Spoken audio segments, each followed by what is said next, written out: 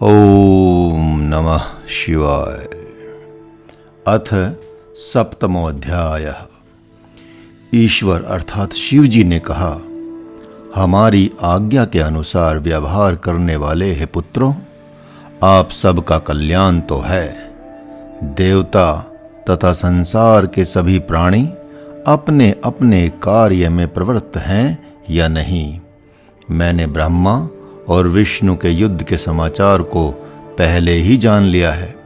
आप लोगों के दुख को देखकर यह पुनरुक्त जैसा हो गया है। हे कुमार, इस प्रकार की मधुर वाणी से पार्वती पति शिव जी ने उस सुर समूह को प्रसन्न किया। तदंतर शिव जी ने जहां ब्रह्मा और विष्णु लड़ रहे थे, उस युद्ध भूमि में जाने के लिए अपने 100 गणों को आज्ञा दी। उसके बाद शिव जी के प्रस्थान के समय विविध प्रकार के मारू बाजे बजने लगे। अनेक प्रकार के वाहनों पर चढ़कर, अनेक प्रकार के आभूषणों को पहनकर वे गणेश्वर यात्रा के लिए तैयार हो गए। ओंकार के सदृश्य आकार से जिसका आदि अंत व्याप्त है, पंचमंडल से सुशोभित भद्र रथ में अंबिका पार्वती के पति भगवान शिव जी बैठे। उनके साथ उनके पुत्र गणेश जी तथा उनके गण और इंद्र आदि देवता भी गए। रंग बिरंगी ध्वजाएं, व्यंजन, चमर, फूलों की वर्षा, संगीत, नृत्य, विविध वाद्यों से सम्मानित हो शिव जी पराम्बा अर्थात माता पार्वती के साथ ब्रह्मा तथा विष्णु के समीप युद्ध भूमि में सेना सहित गए। उनके युद्ध को देखकर वे छिप कर बैठ गए। बाजे बजने बंद हो गए और उन सैनिकों के शब्द भी शांत हो गए। उस समय ब्रह्मा और विष्णु आपस में एक दूसरे को मारने के लिए माहेश्वर तथा पाशुपत अस्त्रों का प्रयोग कर रहे थे। उसके बाद ब्रह्मा तथा विष्णु द्वारा एक दूसरे को मारने के लिए प्रयुक्त अस्त्रों की ज्वाला से तीनों लोक जलने लगे। शिव जी भी उस अनर्थकारी महान अकाल प्रलय को देखकर स्वयं उन दोनों योद्धाओं के बीच में महाभयंकर अग्नि स्तंभ के समान निर्गुण ब्रह्म के रूप में प्रकट हो गए। संसार का विनाश करने में समर्थ वे अस्त्र उस महाअग्नि रूप शिव तत्व के प्रकट होते ही क्षण भर में उसी में गिरकर भस्म हो गए।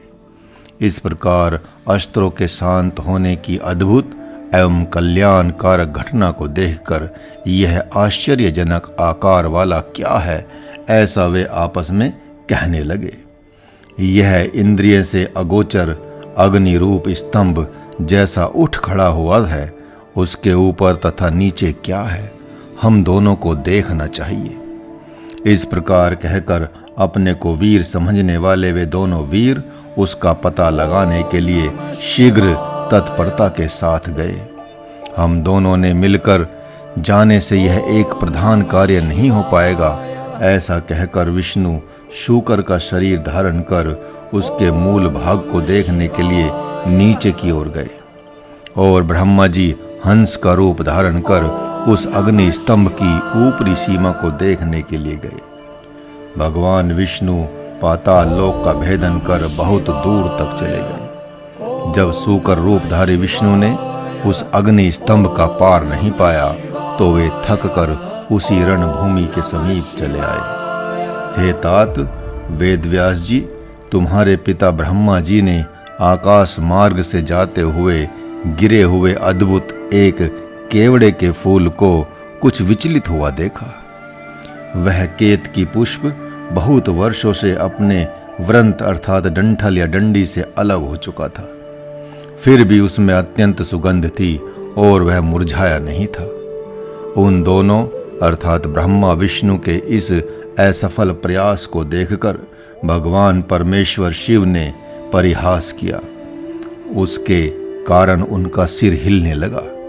तदंतर उन दोनों के ऊपर कृपा करने के लिए वह उत्तम केवड़े का फूल गिर गया। हे फूलों के राजा पुष्पराट, तुम क्यों गिर रहे हो? तुम्हें किसने धारण किया था? तब उस पुष्प ने कहा, इस सृष्टि के पहले प्रकट हुए प्रमारहित इस स्तंभ के मध्य से मैं बहुत समय पहले गिरा था। मैं आज तक उसके आदि अंत को नहीं देख पाया। तुम भी इस आभा को या इस आशा को छोड़ दो। ब्रह्मा जी ने कहा, यही जानने के लिए हंस का रूप धारण कर मैं यहाँ आया था। हे मित्र, तुम हमारा मनोरथ पूरा करो। तुम मेरे साथ चलकर यह सब समाचार विष्णु जी से कह दो। ब्रह्मा जी ने इस स्तंभ का अंत देख लिया है। हे अच्युत, इसका साक्षी मैं हूँ। ऐसा कहकर ब्रह्मा जी ने उस केतकी के पुष्प को बार बार प्रणाम किया, क्योंकि आपत्ति काल में झूठ बोलने में भी दोष नहीं होता। यह शास्त्र का वचन है।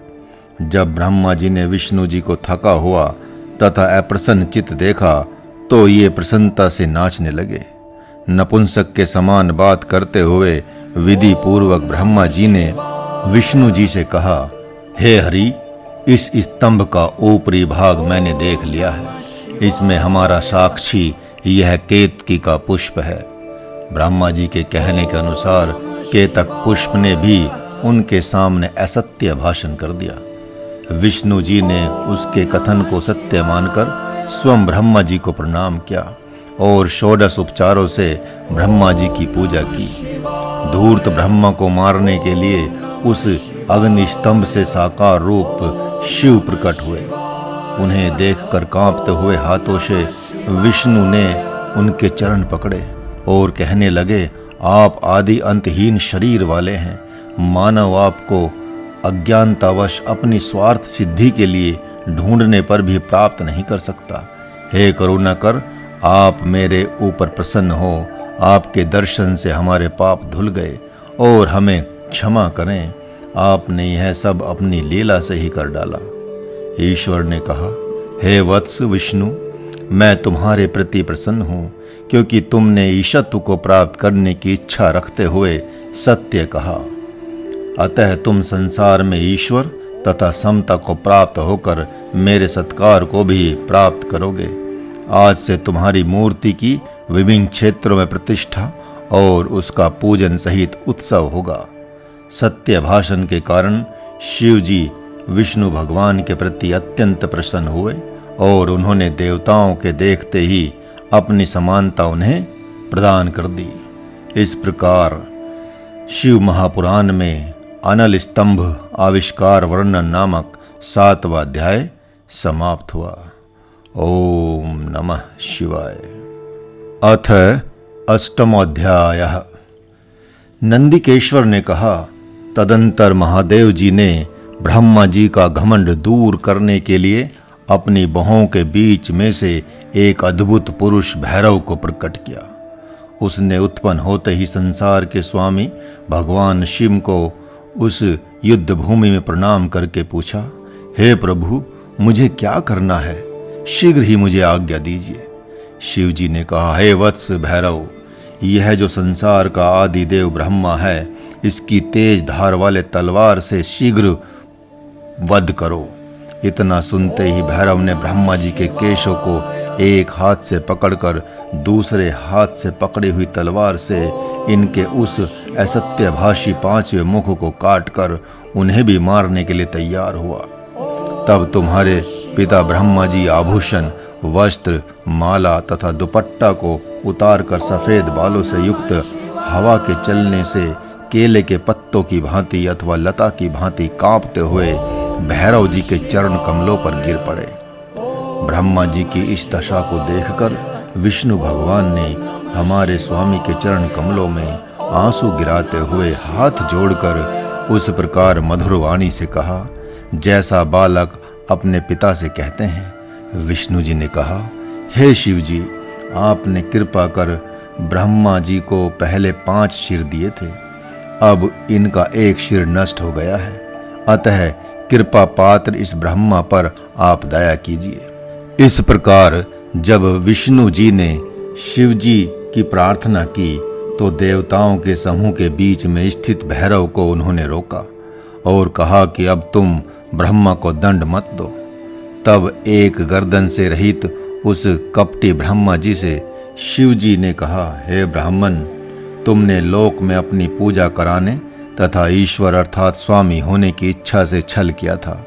अतः संसार में तुम्हारा सत्कार अर्थात पूजन तथा तुम्हारे नाम से कोई उत्सव आदि नहीं होगा।